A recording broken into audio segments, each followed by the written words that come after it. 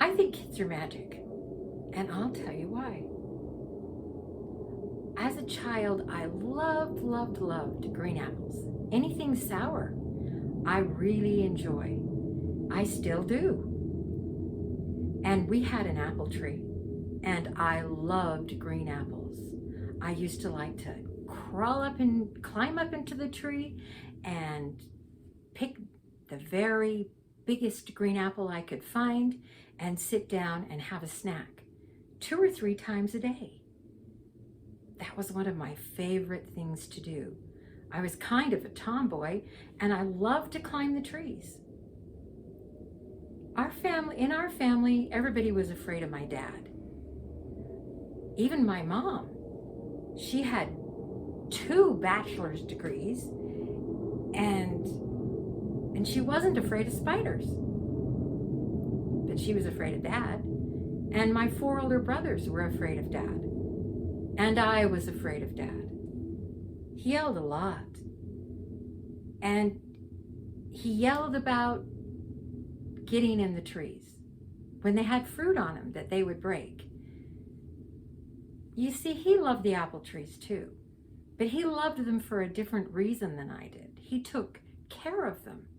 He pruned them. He sprayed them. He made sure we had great apples. He spent a great deal of time on the apples.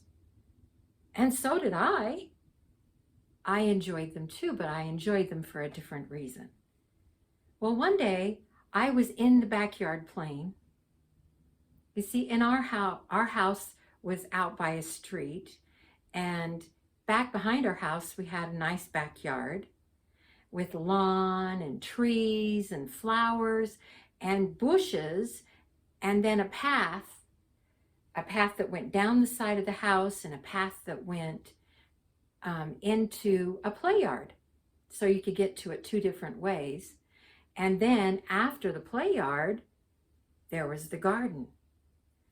And in the garden is where the apple trees were. There were 2 different kinds, but my favorite was the Golden Delicious. They made the best green apples ever. And one day I'd been playing in the backyard, and I decided I wanted to climb up in the tree and have a green apple. But the night before, Dad had talked to us rather loudly about not getting in the trees. We'd had the lecture, and I didn't calculate the time. So I found the perfect green apple, and I climbed up into the tree, and I ate my green apple. And I was enjoying it so much, I didn't hear Dad's car drive in the driveway. But as soon as I finished the apple, I heard his feet, his Sunday shoes that he wore to work all the time, because he had to dress up for work, coming down the gravel path to the backyard. And I was trying to think, what am I going to do? What am I going to do? Do I have enough time to get down out of the tree and hide before he gets here? And I heard him go, crunch, crunch, crunch, crunch. He was getting closer and closer and closer, and I decided I didn't have time to move. So I sat very, very still in the tree. And he came down the gravel path, and he opened the gate, came into our play yard, came through the play yard, and stepped right down into the garden where the raspberries were.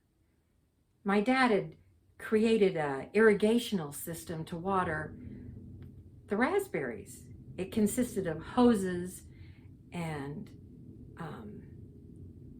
harrowed rows and tin cans for the end of the hose so that it didn't dig out the dirt too much. And he turned on the water to water all the raspberries.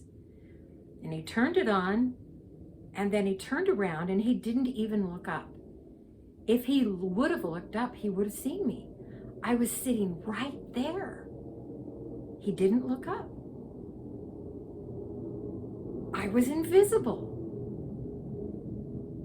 I tried not to breathe. He turned around, walked up the steps, down the path into the backyard and went through the back door into the house. After he'd gone into the house, I waited for a minute because I wasn't sure that he wouldn't come back outside. I waited and I tried to calm myself down. My heart was beating so fast and I was trying not to make a sound, not even to breathe loud. But I had been invisible. You know, I've tried to be invisible as an adult and it's never worked. But my special power of being invisible that day saved me. After I'd sat in the tree and calmed down for a while, I got down out of the tree and threw away my apple core and went up the steps on the path into the backyard. And I was going to go in the back door, but I thought, no, I better come in the front door. So I went up to the gravel path and went around and came in the front door. So there'd be no way to suspect that I'd been in the backyard or the garden or in the apple tree eating apples. I've tried to be invisible before as an adult, but it never has worked. Kids are magic.